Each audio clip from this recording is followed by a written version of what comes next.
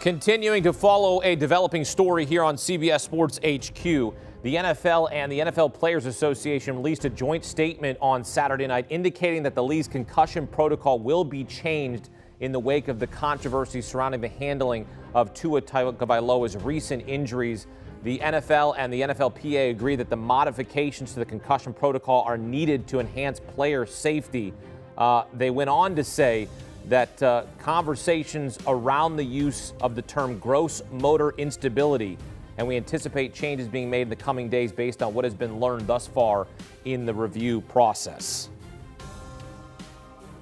All right, let's welcome in former two-time Super Bowl champ Bryant McFadden. B-Mac, we expected that there would be some changes here in the coming days following Tua Tagovailoa's head and neck injuries. Your reaction here to them now updating and making changes to the concussion protocols? Well, Hakeem, I'm not surprised to hear that changes will be made to the protocols in regards to concussions. And the reason why I'm not surprised, because I felt like they needed to come up with something, create something to kind of cover up the mistake. Basically saying, you know what, the protocols that we had in place, they weren't good enough. And that is why this slip up occurred, right? And me personally, that's not good enough. That's not good enough. And for the NFLPA, in my opinion, to collab with the NFL in agreeing that we need to change the protocols, I think it's unfair to the players that the NFLPA represent. Because me personally, for anyone that has a sound eye that was watching the Miami Dolphins game against Buffalo, and if you saw when Tua got slammed to the turf and he got up dazed, instantly from the independent spotters they have at the top of the stadium, watching all players, instantly you knew something was wrong. And they said it was a back and ankle injury that led to him shaking his head and led to him stumbling. Since when? I've had a back injury before. I've sprained my ankle 1,000 times. I never did this. He's dazed. He is dazed. The only way you can be dazed is if you're concussed or you're dealing with symptoms of a concussion. Based on my personal experience, when I sprained my ankle, either right or left, I never woke up, I never ran and almost stumbled. No, that doesn't happen. So me personally seeing how the NFL dropped the ball last Sunday, and then, of course, unfortunately for Tua and the NFL, he actually got concussed again. Now we got to change the protocols. No, the protocols are okay. You just missed it. You just dropped the ball. You had the ball in your hand. You let it go because all of us saw what happened.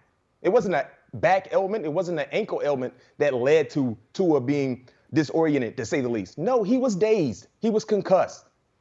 Yeah, I mean, back in the day, did you have a concussion protocol when you, and I'm going to say back in the day, but you didn't have a concussion. I mean, so basically, this was put in place, and then it wasn't followed. And so I guess that's the biggest problem that we have as fans, and then of us covering this game, is that if there's a protocol, then we have to follow it. It has to be put in place, and clearly it wasn't. And it's like, then something has to happen like this, and this could have been worse for Tua. I mean, we saw how scary that was on Thursday night when he froze up and went into the fencing mode, the defensive mechanism after you have a concussion. I mean, that's why these are supposed to be followed, this concussion protocol. I'm confused at how this got messed up. A lot of hands were involved in how this got messed up. I don't know personally, right? But we do know some things in regards to what happened. Tua was concussed, 3 plays, and came back to the ball game. It was a huge game for Miami.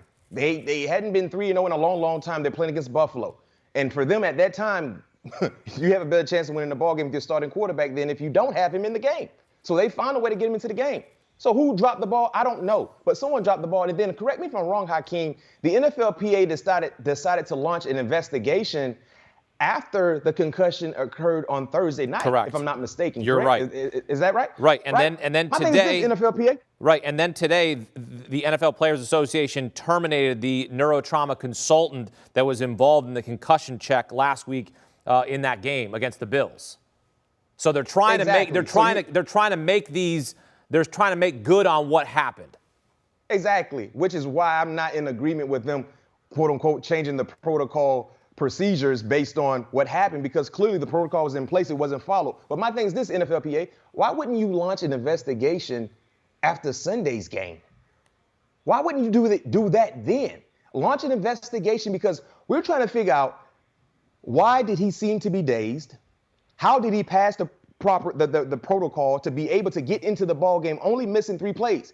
Because now with the new rules that they have set in place in regards to concussion, if there's a player that looks to be dazed, either he's laying on the turf, he's not moving, or if he's getting up and he's stumbling, instantly they remove him, and usually he don't go back in the ball game.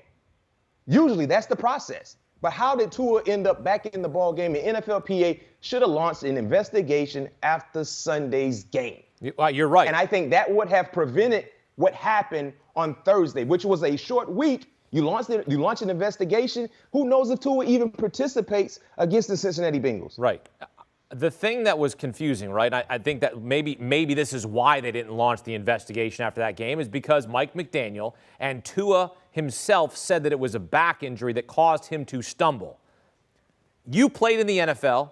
I didn't play in the NFL. But we both know that that wasn't a back injury that caused him to be dazed and confused getting up off the turf. That was a head injury. Common sense. If you have a sound eye, you see the man was on one knee shaking his head, trying to get himself back together. Trust me, I know I've been there when I've been dazed. The first thing you do is, man, let me shake this off, right? What part of a back injury makes you do that? That whole excuse, me personally, was bogus. I didn't understand it. And that's why I felt like the NFL should have launched the investigation then. Because hearing that this man was dazed because of a back and ankle injury, come on, like really? Like look at this. Like if you have a sound eye and you know anything about physical sports, you know anything about when guys get concussed, either from personal experience or just watching. Like you said, you never played the game like that, Hakeem, but you've watched 1,000 football plays, more than 1,000. And you see guys when something don't look right. That's where the NFLPA was supposed to jump in and take charge of this situation and protect Tua. The NFLPA is there to protect the players. You can only expect so much from the NFL. The PA is for the players. Yeah, and I think also, too, this said it well. I think Jalen Ramsey said it best today. He said that the league needs to worry more about player safety than my socks. Because I as a fan, I'm like so out on. I'm like, it's their money. I don't care if they get fined. It's their problem. But like, are we really more worried about guys wearing the wrong colored socks or the wrong colored cleats, but we're not making sure that the quarterbacks and players and their safety aren't at the utmost importance? We're worried about what color socks we're out here wearing. Oh, no question. If you don't have the right color socks, you're going to get a it might be 12,000 fine for socks. Might even be more now. You know what I mean? Everything gets inflated year in and year out, so it's probably more. That's the thing. And you talk about player safety, let's keep it real. There's so many things we can talk about in regards to player safety, and the NFL kind of contradicted themselves. Because if you're worried about player safety, it shouldn't be any NFL games on Thursday night. Shouldn't be. Yep. Period. Well, you know what that's about. You know what that's money making. That's you know how that works. I mean, we both agree on that. So money trumps player safety. Yeah. At the end of the day. Because let me tell you this much: when you play a game on Sunday, I don't care if you're a starter, if you're a role player, if you play on special teams. Then when you run into someone, you're going to feel the effects of that play, that tackle, that hit, that block. Usually the soreness does not wear off your body and probably until like Wednesday. And you're telling me I got to go right back and do the same thing? And what about for little guys like myself? Our job is we're taught to cover and tackle. And 9 times out of 10, when we're tackling people who are bigger than us. So I got to run into a running back 230, 220. I got to run into a tight end 250, 260. What about this big wide receiver who's 6'5", 6'4", 215, running full speed? Your shoulders are shot. Your neck is shot. I mean, think about how you feel right now for the common individual that's watching us right now.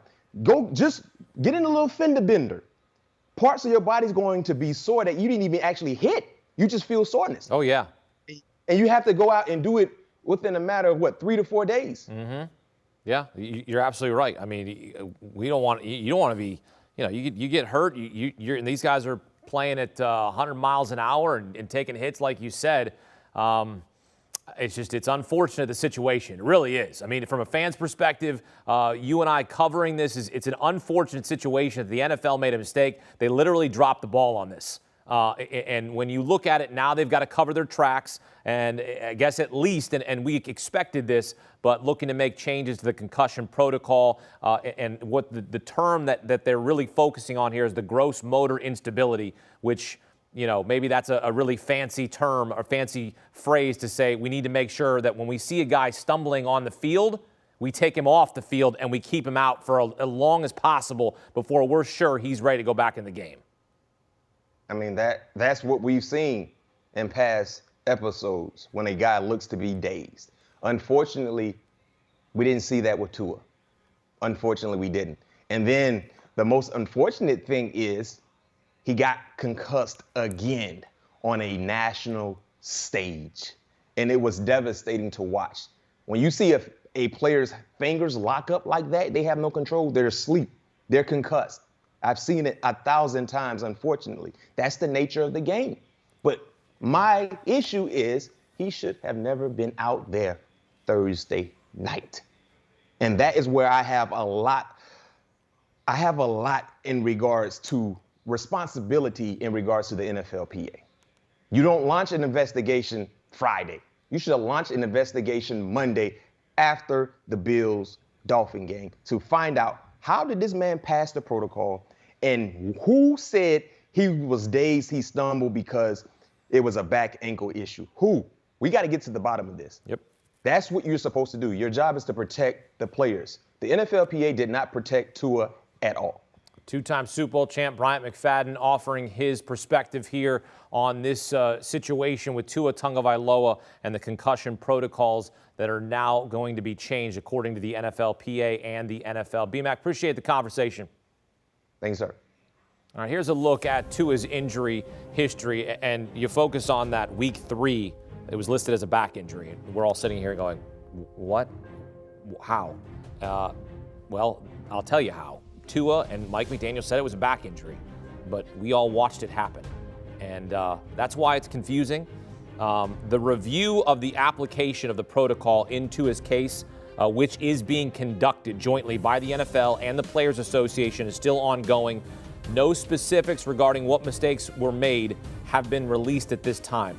The joint statement indicated that any conclusions about medical errors or protocol violations have not been made. So in other words, the investigation is ongoing. But in the meantime, the NFL and the Players Association announcing they will make changes to the concussion protocol after what happened to Tua Tagovailoa.